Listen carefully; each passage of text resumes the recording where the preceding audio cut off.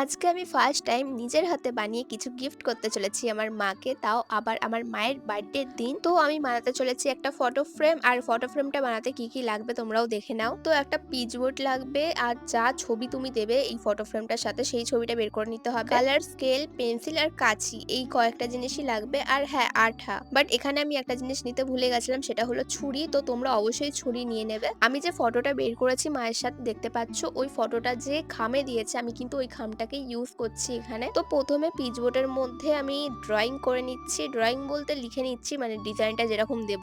আর যে জন্য তোমাদের বললাম যে ছুরি অবশ্যই রাখবে, কারণ কাঁচি দিয়ে এই জিনিসটা কাটা খুবই শক্ত ছিল। সাইড গুলো যাই হোক করে কেটে নিয়েছিলাম, কিন্তু এই মাঝখানের জিনিসগুলোকে কাটা প্রচুর কঠিন ছিল। কিছুক্ষণের জন্য আমার মনে হয়েছিল যে আমি এটা বানাতে পারবো না, তাই আমি ঘরটা পরিষ্কার করতে বসে পড়েছিলাম। শেষমেশ কি করে এই ফটো ফ্রেমটা বানালাম সেটা কিন্তু লং ভিডিওতে অলরেডি তোমাদের সাথে শেয়ার করে দিয়েছি। ক্যাপশনের উপরে লিংক দিয়ে দিয়েছি, ভিডিওটা গিয়ে দেখে নিও।